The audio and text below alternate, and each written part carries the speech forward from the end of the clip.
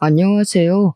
저는 딸을 둘씩 두고 있는 아빠입니다. 지난 주말 날이 너무 좋아서 딸들이랑 손녀들이랑 소풍을 다녀왔어요.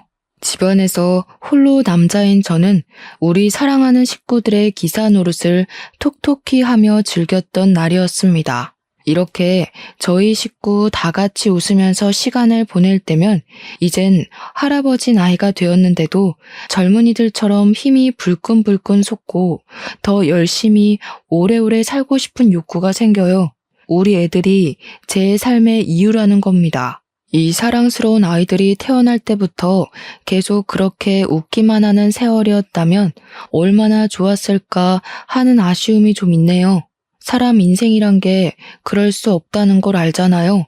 현재 너무 행복해서 가끔은 가슴 아팠던 일들을 잊고 일평생 행복했구나, 그렇게 착각이 들기도 하는데요.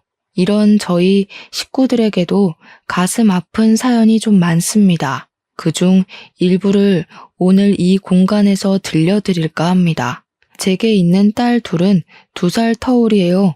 장녀가 먼저 결혼을 했는데 결혼한 지 4년째에 이혼을 하고 저희 집에서 같이 살고 있습니다. 원래는 결혼이 좋다고 여기저기 추천하던 딸이었는데 불과 4년 만에 이혼이라는 파격적인 불행을 겪고 절대 재혼하지 않겠다고 마음이 돌아선 상태예요. 사위 되던 놈이 바람이 나서 이혼을 한 거였거든요. 마음 안 좋게도 장녀에겐 딸이 하나 있는데 손녀가 가끔씩 아빠가 보고 싶다고 할 때마다 제 가슴이 다 아팠습니다. 장녀가 받은 이혼의 상처는 동네인 막내에게 따끔한 잔소리가 되어 돌아갔어요.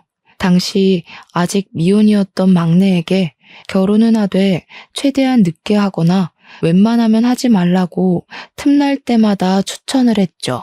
그걸 보면서 저는 아무런 조언도 보탤 수가 없었습니다. 사실 너무 기막힌 얘기겠지만 저도 이혼을 한 처지였거든요.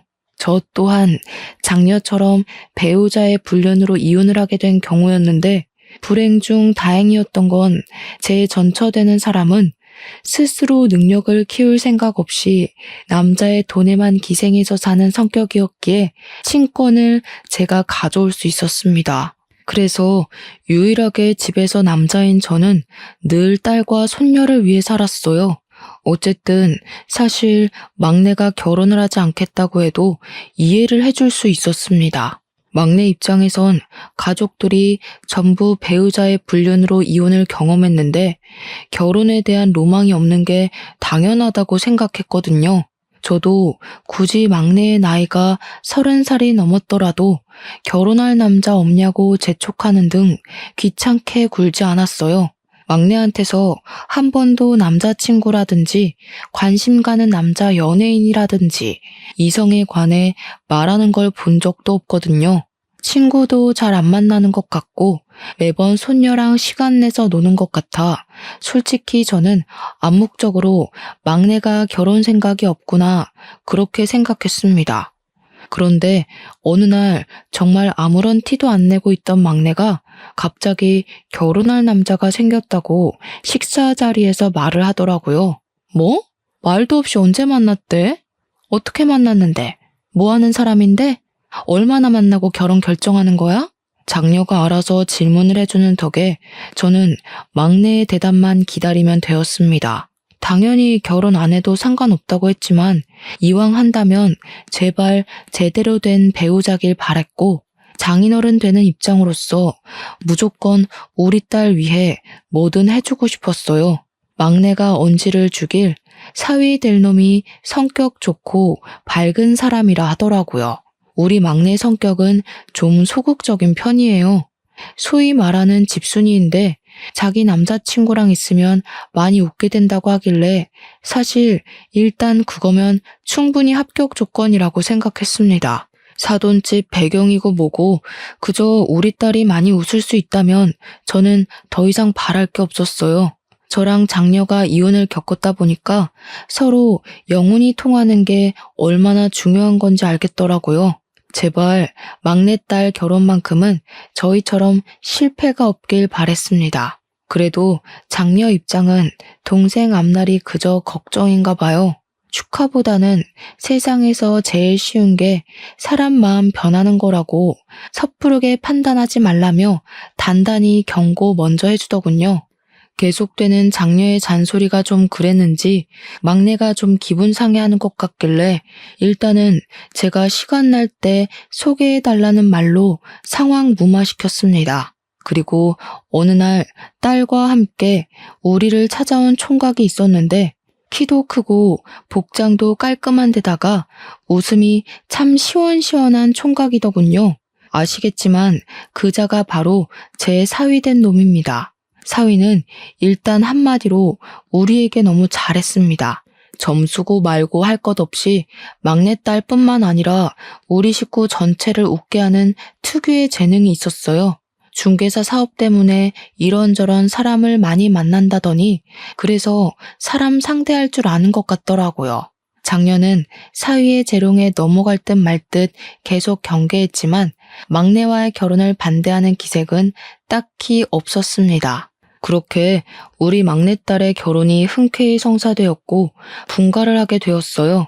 집에서 한 사람 겨우 없어졌을 뿐인데 꽤나 허전했습니다. 그래도 딸이 잘 살길 바래서 저는 여태 모아뒀던 목돈으로 예단비를 두둑하게 챙겨주었고 사위에게 고마운 마음과 우리 딸 잘 부탁한다는 의미로 차도 한 대 사주었어요.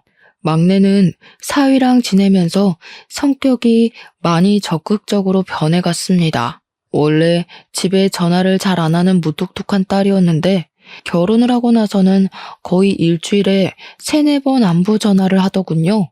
그리고 어느 날 딸이 임신을 하게 되었다는 소식도 전화를 통해 듣게 되었어요.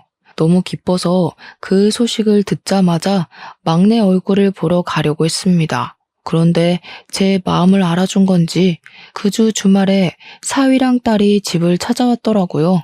고생 많았네 공서방. 앞으로 바쁜 사람이 더 바빠지게 생겼구먼. 그래도 좋은 소식이 일찍 들려서 내가 얼마나 기쁜지 몰라. 아유, 제가 뭐 한 게 있나요? 앞으로 고생은 다 가은이가 할 텐데 걱정해요. 저도 제 나름대로 최선은 다할 거지만 남편 역할 잘 못 해내면 어쩌나 그게 요즘 제일 큰 고민이기도 하고요. 장인어른이 좀 많이 알려주세요. 저희 부모님은 먼 지방에 계셔서 도움 청하기도 어렵네요. 당연하지.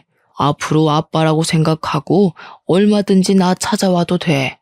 어려워하지 말고 뭐든 필요하면 말만 하고. 사위는 그렇게 유난 떨며 집을 들른 후 별다른 연락이 잘 안 왔습니다. 자주 연락하던 막내도 연락이 뜸하길래 몸이 좀 안 좋은가 걱정이 되었어요. 저는 식당 일을 하고 있어서 가게를 비우기가 애매해 막내 집에 가볼 수가 없었는데 제가 종일 막내 걱정하고 있는 걸 장녀가 알아챈 건지 어느 날 막내 집에 한번 내다보고 오겠다고 하더라고요. 저는 장녀에게 너무 고마웠어요. 가는 김에 막내딸이 좋아하는 레드향 귤 좀 사가라고 돈도 쥐어줬습니다. 그렇게 막내 집을 다녀온 장녀가 잠깐 옷 갈아입는 사이 5살짜리 첫째 손녀가 혼자 막 종알종알 대었는데 제가 응? 뭐라고? 하면서 안아주니까 손녀가 하는 말이 제 심장을 쿵 떨어뜨렸습니다. 할아버지, 이모 우울증이래요. 근데 우울증이 뭐예요? 이모가 엄마 안아서 막 울었어요. 우울증이 오는 거예요? 우울증이라니 역시 우리 막내가 지금 많이 안 좋은 상태인 건가 싶었어요.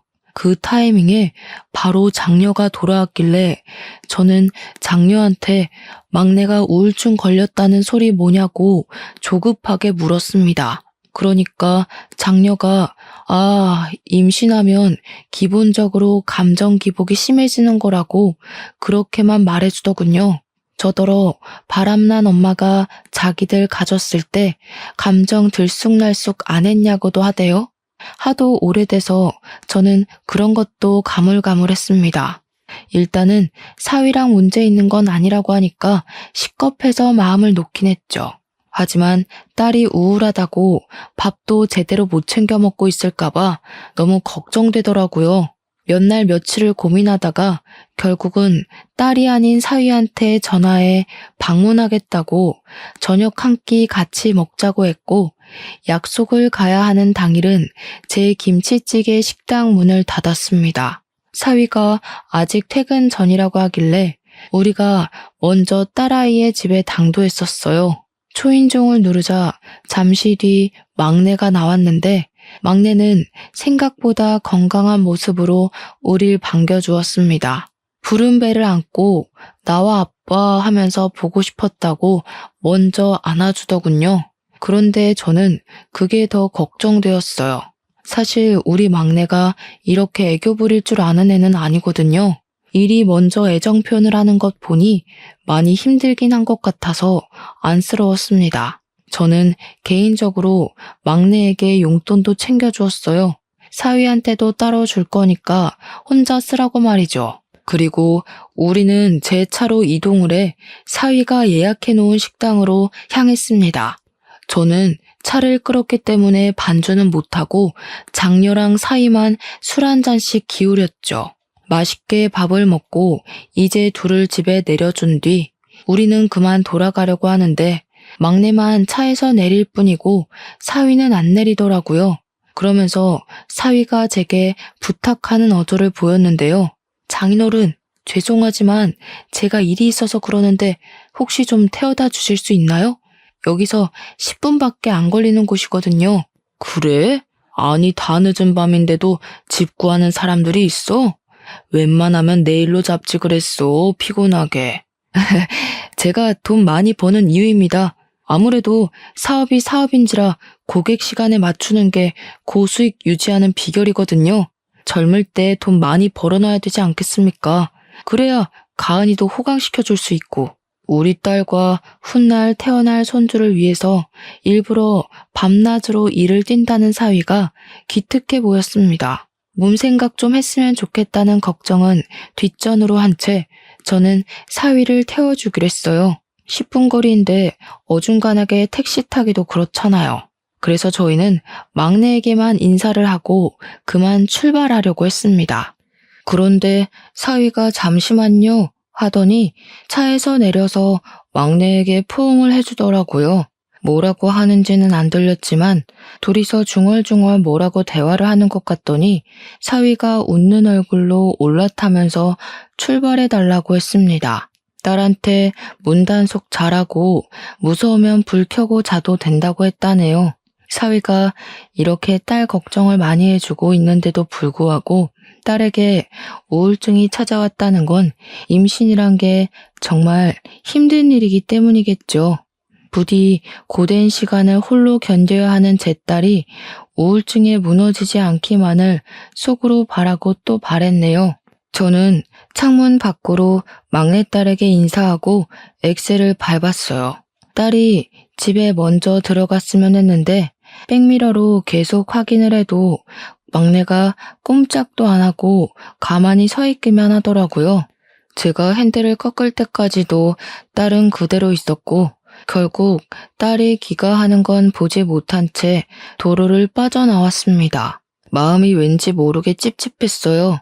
사위도 늦게 귀가할 것 같던데 하루만 딸을 우리 집에서 재울까 그 생각도 잠깐 했습니다. 그렇게 10분 정도 갔을까 사위가 목적지를 가리키길래 내려달라고 하는 곳에 세웠어요. 그곳은 입주자가 굉장히 많을 것 같은 오피스텔 건물이었습니다. 감사합니다, 장인어른. 다음에는 제가 밥 사드릴게요.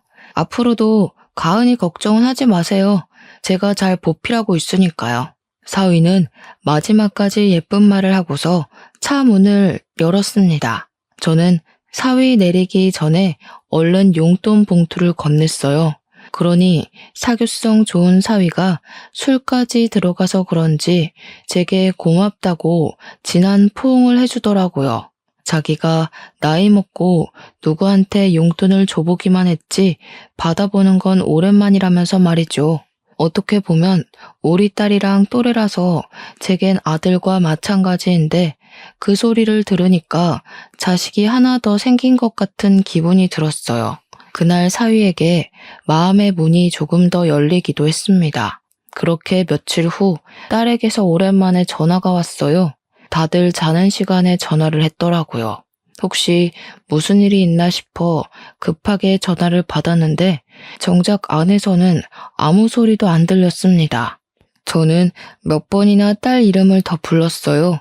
그러던 중 딸이 겨우 낸 것 같은 목소리로 뭐라고 중얼거리는 걸 들었습니다. 자리에 앉아 음량을 키우고 다시 제대로 들었는데 그 순간 살려달라고 우는 소리를 하는 딸의 음성이 들렸어요.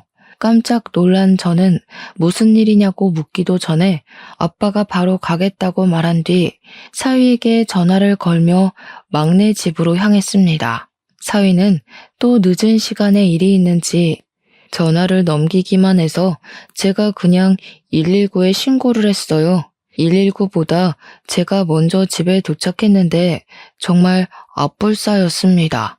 초인종을 눌러도 딸이 나올 수 없다는 사실을 잊었어요. 급하게 사위한테 다시 전화를 했지만 이젠 사위 폰이 꺼져 있다는 기계 음성만 들렸습니다. 문을 두드릴 수도 없었어요. 그런다고 딸이 나올 수 있는 상황도 아니었고 주민들만 다 깨울 뿐일 테니까요. 그래도 다행히 119를 빨리 불렀던 탓에 5분은 넘기지 않고 문을 딸 수 있게 되었습니다. 물론 그 5분마저 제겐 5시간 같은 느낌이었지만 말이에요. 소방관이 문을 따주자마자 제가 제일 먼저 안으로 들어갔습니다. 침대 아래로 쓰러져 있던 딸은 이미 의식 불명이었고 양수가 터져서 침대랑 옷이 다 젖어 있었습니다. 저는 의식 없는 딸을 붙잡고서 눈 좀 떠보라고 만졌는데 소방관이 딸의 상태를 체크하더니 빨리 병원으로 옮기는 게 급선무라고 들것에 싣고 나섰어요. 그렇게 병원에 내려서 저는 딸아이 한번 만져볼 틈도 없이 수술실로 보내야 했습니다. 딸이 수술실을 들어가는 사이에도 내내 의식을 못 찾아서 제가 얼마나 속이 터졌는지 몰라요. 너무 상황이 위급하니까 의사한테 무슨 일이 일어났다는 건지도 못 들었잖아요. 양수가 터져도 괜찮은 건지 우리 딸이 혹시 많이 위태로운 상황은 아닌지 그런 걸 전혀 알지를 못했으니 하염없이 기다리는 그 시간이 정말 지옥 같았습니다. 그저 수술이 무사히 끝나기만을 바라는 게 제가 할 수 있는 최선의 기도였어요. 다행히도 제 목숨이 달아나는 일은 일어나지 않았습니다. 개운한 얼굴로 나온 의료진들이 제게 딸과 손녀 목숨에는 지장이 없다고 말씀해 주셨어요. 대신 딸 뱃속에 있던 손녀는 조기 출산이라서 바로 인큐베이터 행이 되었다고 합니다. 일단은 둘 다 살아서 얼마나 하늘에 감사했는지 몰라요. 만약 딸이 잘못되었다면 저 정말 제 스스로 무슨 짓을 벌였을지 모릅니다. 저는 밤새 딸 옆을 지키면서 마음의 안정을 찾은 뒤 몇 번이나 더 사위한테 전화를 걸었습니다. 역시나 꺼진 폰이라고 하더군요. 사돈댁은 지방에 있는 사람들이라서 오기가 번거로우니 일부러 큰 사고가 생길 뻔했다고 연락은 안 했어요. 마침내 아침이 되고 제가 잠시 딸 옆에서 잠이 들었을 때 딸이 의식을 찾아서 저를 깨웠습니다. 저는 벌떡 일어나 딸의 상태를 살피면서 또 한 번 하늘에 감사하다고 연신 중얼거렸어요. 눈물은 마르지도 않는 건지 딸을 잃을 뻔했던 지난 새벽의 공포가 다시 상기되어 눈물이 주르륵 흘렀습니다. 그리고 그제야 드디어 사위한테서 전화가 왔어요. 저도 모르게 받자마자 성질을 내었습니다. 자네 대체 뭐하는 인간이야? 내 딸이 양수 터져서 다 죽어가고 있었는데 어디서 뭘 하고 있었던 거야? 또 일이었어? 그 일이 내 딸이랑 손주를 위해서 번다고 하지 않았어? 근데 이게 뭔가? 자네가 있었다면 더 빨리 병원에 올 수 있었을 거 아니야? 내 딸이 오죽했으면 나한테 전화를 했겠어. 네? 아니 저는 죄송합니다 장인어른. 정말 죄송합니다. 어디 병원입니까? 제가 지금 바로 갈게요. 사위는 죄송하다고 일이 바빠서 몰랐다고 변명하며 뒤늦게 허겁지겁 병원으로 달려왔습니다. 병원에 도착한 사위 꼬락서니는 밤새 일 때문에 바빴다는 사람치곤 너무 멀끔한 상태였어요. 그것조차 화가 나서 저는 사위 얼굴을 보자마자 귀싸대기를 날렸습니다. 제 딸이 죽을 뻔했다는 생각에 너무 아찔해서 그땐 정말 사위를 어떻게 해버리고 싶었거든요. 당시만 생각하면 아직도 심장이 벌렁벌렁하고 손 떨립니다. 사위는 그렇게 처맞고도 바로 제 앞에 무릎을 꿇고 또 한 번 사죄를 했습니다. 제가 한 대 더 때리려고 해도 그대로 맞을 각오를 하고 있더라고요. 그런 사위를 보면서 한편으로는 그저 열심히 일해서 자기 가족들 잘 먹고 잘 살게 하려고 했을 뿐일 텐데 사위가 무슨 잘못이 있을까 싶었어요. 그래서 2대까진 때리지 않았습니다. 사위는 일어나라는 제 말에 뒤늦게 일어서서 제 딸을 살폈어요. 딸에게도 손을 잡으며 사과를 청하더군요. 근데 딸도 사위에게 화가 단단히 난 건지 사과를 받아주지도 않고 고개를 돌려버렸습니다. 아마 딸이 그날은 일을 안 가면 안 되겠냐고 했었을 것 같은 감이 왔어요.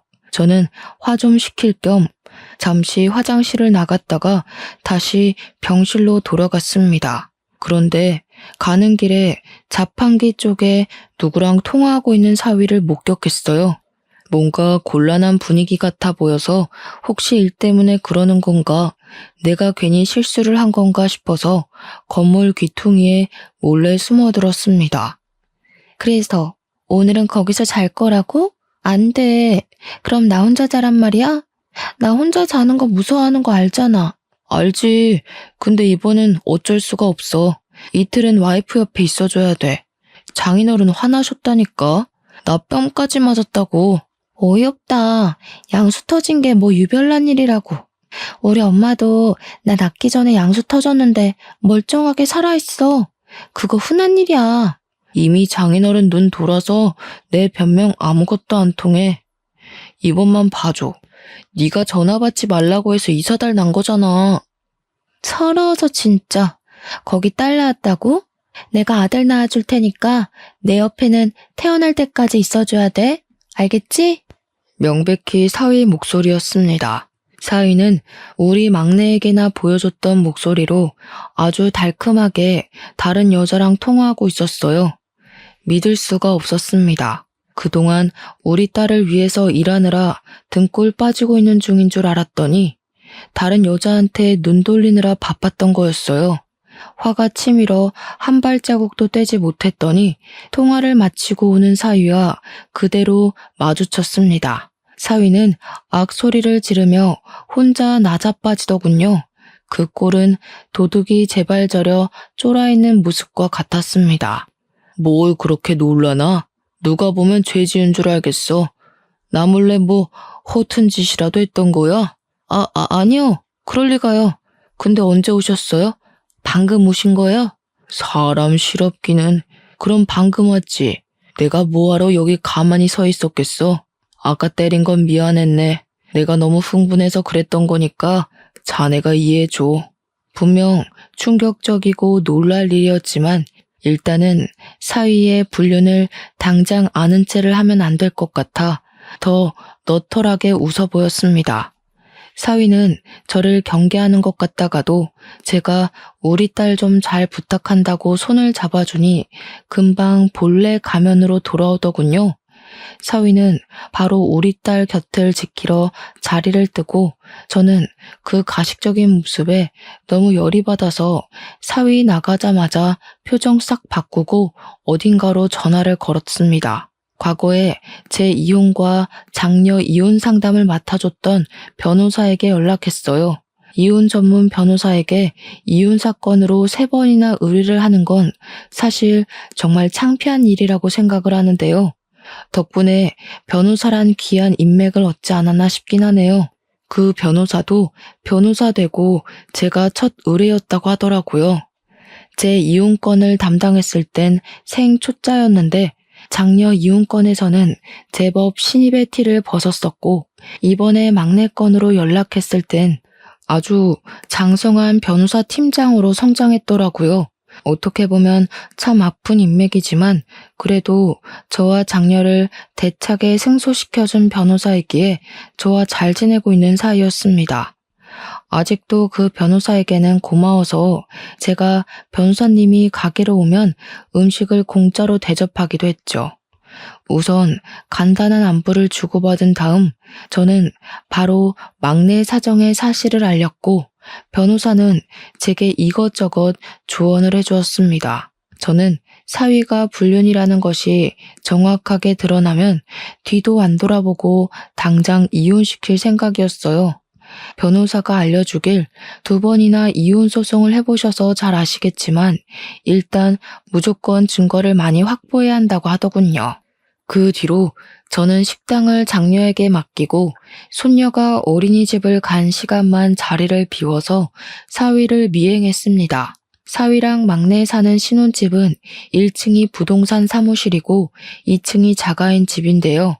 사위는 출근을 1층으로 해서 서류를 진행했고 미팅이 있으면 외출하는 듯 했는데 외출이 절반 이상이었어요. 그래서 사실상 사위의 공간을 침범하는 데는 어렵지 않았습니다. 그리고 사위가 외출하는 시간을 며칠간 지켜보면서 어느 시간대에 밖을 나서고 움직이는지 파악했습니다. 우선 막내딸에게 먼저 찾아갔는데 막내는 자기 딸을 재운 후 겨우 잠들어 있었습니다. 그리고 저는 막내에게 제가 알고 있는 사실들을 솔직하게 물어봤어요. 그렇잖아도 위태롭던 막내딸은 제가 묻자마자 얼굴이 일그러지며 눈물을 터뜨리더군요. 이놈 새끼가 이런 쓰레기짓 하고 다녔는데 왜 말 안 했어? 아빠한테 진작 말했어야지. 아빠는 네가 이렇게 힘들게 지내는 줄도 모르고 밑 빠진 독에 물이나 붓고 있었으니 가족이 있는데 왜 이걸 너 혼자 참고 있었어? 남편이 이거 고자질하면 친정까지 손봐줄 거라고 협박하잖아. 남편 돈 많은 거 알지? 그러다 나 때문에 아빠 식당 손해가면 어떡해? 우리 딸도 지켜야 되고 내가 할 수 있는 게 없었어. 보니까 막내는 사위에게 협박당하면서 불륜을 강제로 숨겨주고 있었던 듯 했습니다. 너무 속상했어요. 이혼을 해본 사람 입장으로서 막내의 마음을 이해하지만 제가 충분히 힘이 되어 줄 수 있는데 막내가 오히려 저를 걱정해 줬더라고요. 좀 더 벌이가 괜찮아서 시위 같은 놈 쉽게 짓누를 수 있는 힘이 있었다면 막내가 저에게 과감히 기대었을까 문득 제 신세를 후회하기도 했습니다. 그렇다고 돈으로만 그 썩을 놈을 해결할 수 있는 건 아니잖아요. 돈이 있었다면 빙빙 둘러가지 않고 손쉽게 처리할 수 있었겠지만 빙빙 둘러가야 하는 만큼 더 고통스럽게 망하게 하겠다고 결심을 했어요. 저는 막내에게 사위랑 대화할 때마다 녹음하라고 그럼 내가 다 알아서 해주겠다고 일러뒀죠. 불쌍한 우리 막내딸.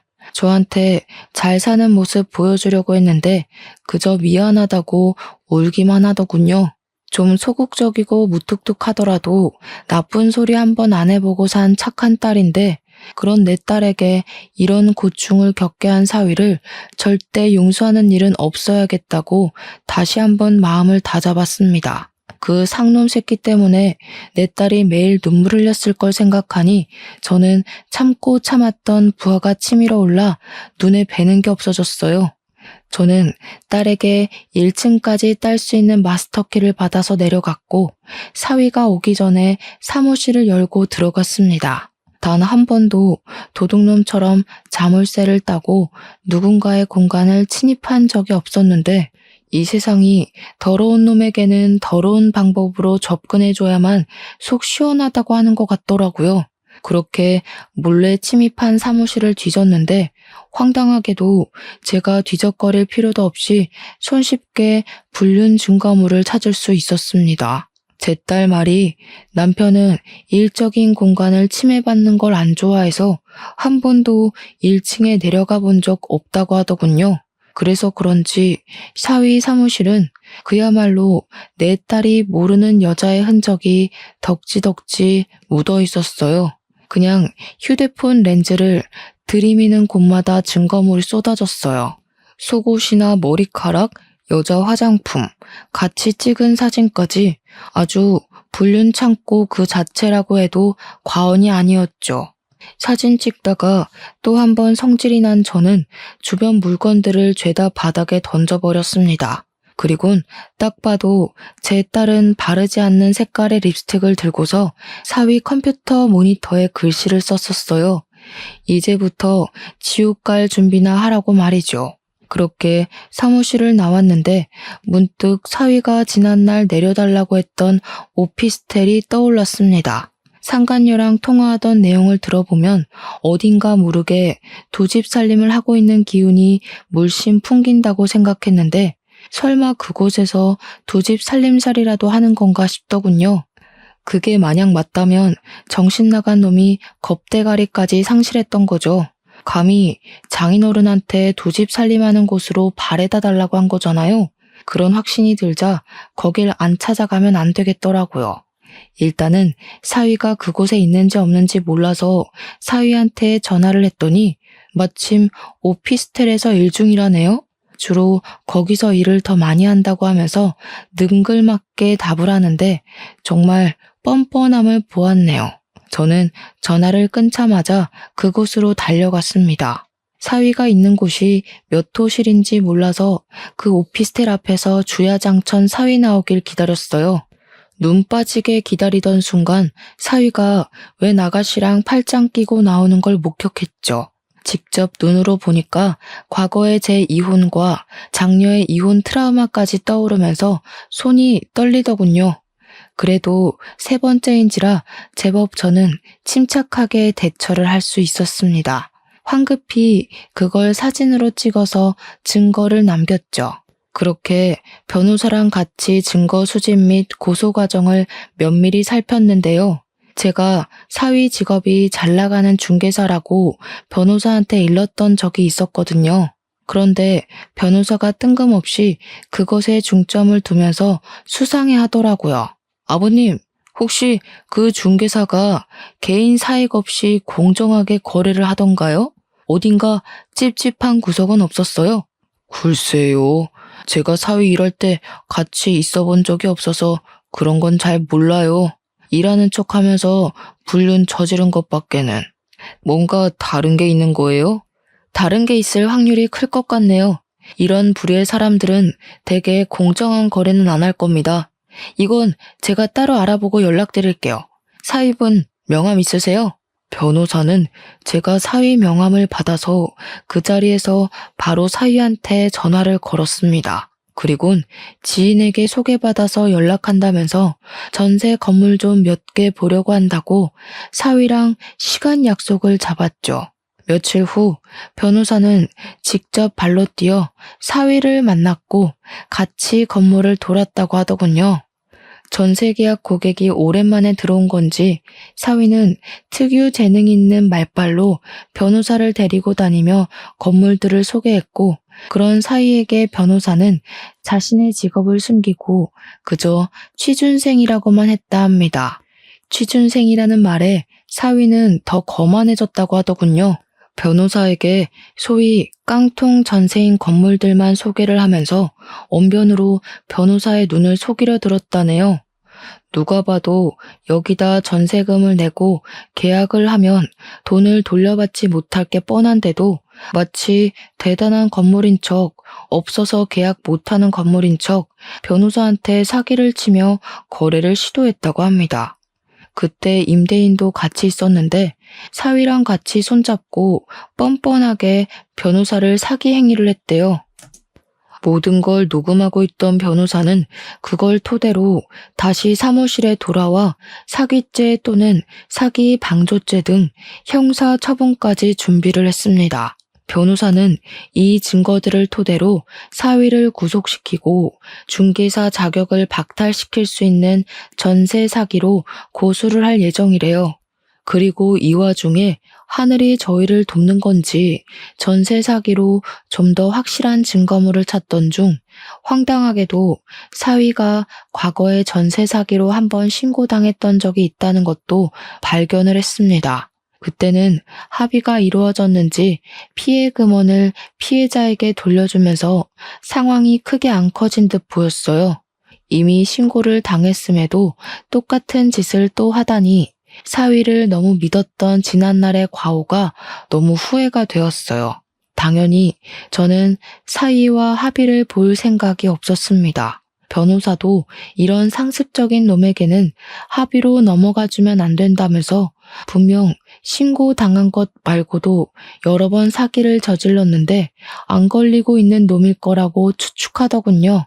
만약 이게 사기 혐의가 인정되면 10년 이하의 징역에 처해진다고 하는데 변호사가 사위는 상습 사기라서 아마 형량이 그 정도는 확정일 것 같다고 해줬어요. 역시 전문가의 눈과 손은 달라서 감탄했습니다. 저는 사위의 밥줄까지 끊을 수 있는 방법이 생기자 마치 속이 뻥 뚫린 것처럼 벌써 후련했어요. 이렇게 모든 준비를 끝내놓고 며칠 후 딸에게 전화를 했습니다. 딸도 제게 그간 사위랑 했었던 대화를 착실하게 녹취해서 저한테 보내주었어요. 녹취 속의 사위는 제 앞에서 보이던 목소리와는 확연히 달랐고 딸을 모욕하는 말과 상간녀를 두둔하는 발언을 거침없이 행하고 있었습니다. 제가 없는 그 잠깐 사이에 딸에게 이런 파렴치한 짓을 더 저질렀다는 것에 정말 정신을 놓고 싶더군요. 하지만 저는 사위를 더 괴롭게 만들 준비를 충분히 하였고 그것들은 100% 승소가 가능한 소송들이었으니 위안을 받았어요. 또 변호사가 제 딸이 사위한테 받은 정신적 손해도 배상 청구가 가능하다고 했어요. 사위의 꼼꼼하지 못한 부정행위들 덕분에 다행히 위자료는 자꾸만 치솟았습니다. 그렇게 저는 사위를 찾아갔는데 갈 때는 변호사와 경찰까지 대동해서 찾아갔어요. 사위가 또 오피스텔에 있다고 했습니다. 사실 그 앞에 가서 경찰들이 잠복을 하고 있었거든요. 저는 사위에게 줄 것이 있다고 잠깐 내려오라 했습니다. 사위는 제가 왔다는 소리에 놀라서 건물 밖으로 튀어나왔어요. 그리고 저는 지난날 그랬던 것처럼 사위를 보자마자 주먹을 날려버렸죠. 진작에 사기꾼 새끼라는 걸 알아봤어야 하는 건데 내 딸이 좋다고 해서 그저 합격이라 봐줬건만. 앞으로 깜빵에서 10년 썩을 준비나 해라. 어떻게 할 짓이 없어서 짐승만도 못한 짓들만 골라서 하며 살았냐? 무슨 소리를 하시는 거예요? 일하느라 바쁜 사람 불러놓고 다짜고짜 폭력이라뇨? 장인어른이면 이렇게 아무 때나 사위 불러다가 주먹질로 패도 되는 겁니까? 제가 자꾸 참아주니까 호구로 보이세요. 한 번만 더 이러시면 저도 더는 장인어른이라고 안 봐줄 거예요. 일하느라 바쁘다고? 뻔뻔하게 장인어른한테까지 사기칠 만큼 간땡이가 부어 있었던 거냐? 얼마나 사기를 자주 쳤으면 이렇게 뻔뻔할 수가 있어. 네가 그동안 내 딸이랑 나한테 무슨 짓을 했는지 다 알고 왔어. 전세 사기도 쳤던 놈이라며? 앞으로 너한테 돈 잃을 피해자들처럼 너도 돈에 쪼들려 살아봐라. 사위는 제가 모든 사실을 다 알고 있는 것에 상당히 충격을 먹은 듯한 얼굴이었습니다. 자기가 나름 숨겼던 전세 사기 언급까지 나오니 제가 자신의 불륜 일까지 알고 있는 걸 눈치챈 것 같더라고요. 머리를 잘 굴리니까 눈치는 또 얼마나 빠르던지. 그래서 더는 변명하면 안 되겠다 싶었는지 바로 무릎을 꿇대요. 지나가는 사람들은 더 이상 신경 쓰지 않고 제게 싹싹 두 손을 빌기 시작했습니다. 장인어른이 뭘 알고 계시든 제가 다 잘못했습니다. 제발 신고만 하지 말아주세요. 저 가은이 남편이잖아요. 제가 지금 하고 있는 실수 다 알아서 정리할게요. 앞으로 제 돈으로 가은이랑 장인어른께 더 잘할게요. 저 여기까지 오느라 진짜 힘들었어요. 다른 사람 돈 뜯어가면서 올라간 자리면서 뭘 그렇게 대단한 위치에 있는 것처럼 떵떵거리나? 원래 그렇게 쉽게 얻은 위치는 쉽게 나락으로 가는 거야. 망할 거면 혼자 망해야지 어디 내 딸 인생까지 망치려고 봐달라고 해?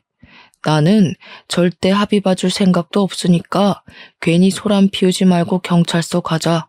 저는 그제야 잠복해 있던 경찰들을 불렀고 사위를 체포를 부탁했습니다. 사위는 경찰을 발견하자마자 빠릿빠릿하게 잔머리를 또 굴리더니 이미 자신의 회유가 소용없는 짓거리였다는 걸 안 것 같았어요. 갑자기 벌떡 일어나더니 도망을 치더라고요. 그래서 대낮에 느닷없이 경찰이랑 추격전 발생했습니다. 저는 이대로 사위를 놓칠까봐 전전긍긍하며 지켜봤어요. 제가 조금만 더 젊었더라면 당장 쫓아갔을 텐데 그게 아쉬웠습니다. 직진 방향으로 무작정 달리던 사위는 자꾸 뒤를 돌아보며 경찰을 살폈는데요. 마지막 지푸라기라도 잡는 심정으로 달리더라고요. 그런데 사위가 너무 뒤만 신경 썼던 탓인지 미처 앞에 도로가 있다는 걸 확인하지 못했고 그대로 빨간불 신호에 뛰어들었어요. 그만 달려오던 세단에 부딪혀서 사고가 생겨버렸습니다. 너무 놀란 저는 사위가 쓰러진 곳으로 달려갔어요. 사고 현장은 입을 틀어막아야 할 정도로 처참했습니다. 사위는 사고 지점에서 7m 날아간 곳에 추락을 했고 사위 때문에 교통 상황은 순식간에 아수라장이 되었어요. 급 정지로 인한 사고 차량도 군데군데 발생했습니다. 심각해진 상황에 경찰은 119를 불러 사위 먼저 수습을 했고 뒤늦은 사고들 때문에 인력 지원에 나섰죠. 저는 사위와 같이 구급차에 실려와 병원으로 향했습니다. 사위는 급히 수술실로 이송이 되었으나 안타깝게도 뇌사에 빠지고 말았어요. 이 사실을 사돈댁에 전화해서 알릴 때 저는 사위가 우리 딸에게 무슨 짓을 했고 어떤 상황에서 일이 이렇게 되었는지 설명을 덧붙여서 전달했어요.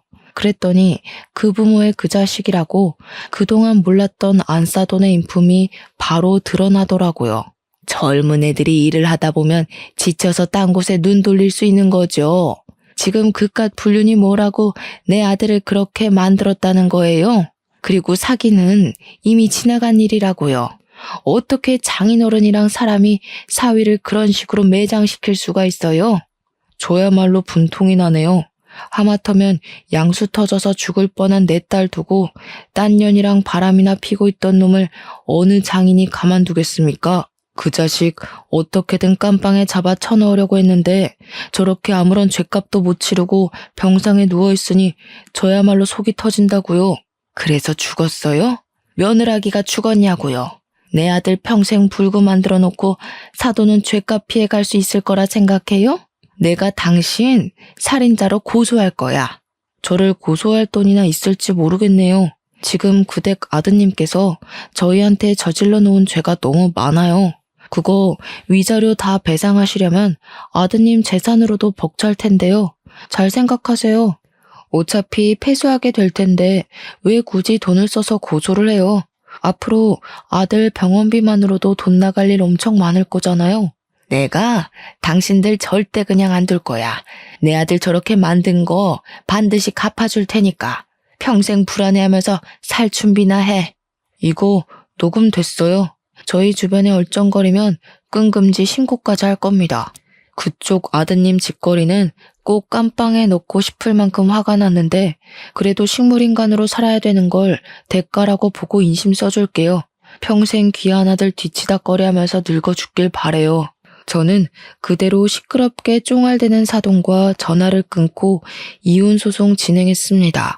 예정대로 신고까지 했지만 안타깝게도 사위 상태 때문에 구속은 불가했어요. 대신 2천만 원 벌금형으로 판결이 내려졌죠. 그리고 양육비 같은 경우 사위가 불구가 되었으니 개인적으로 이건 끝내 못 받겠구나 절망하고 있었는데 법이 참 잘 되어 있더라고요. 아이의 친부인 이상 양육에 대해서는 당연히 책임져야 할 권한이라고 판결이 내려져서 사위가 식물인간 사정이라 할지라도 양육비는 지급해야 된다고 하는 거 있죠. 완벽히 저희의 손을 다 들어준 법원에 사돈댁은 울고 저는 한숨 놓을 수 있었습니다. 사위가 이 사실을 알지는 모르겠지만 개망나니 짓을 했으니 내가 벌을 받는구나 라는 걸 느끼고 평생 후회하길 바랄 뿐이네요. 그렇게 제 착한 막내딸은 제 품으로 돌아오게 되었습니다. 그곳에서 시름시름 알아갈 때보단 건강도 많이 좋아졌어요. 밥도 잘 못 먹던 애가 이젠 제 식사까지 챙기면서 끼니를 거르지 않을 만큼 말이죠. 그리고 저희 집의 세 식구인 작은 손녀는 어느새 2살이 되었습니다.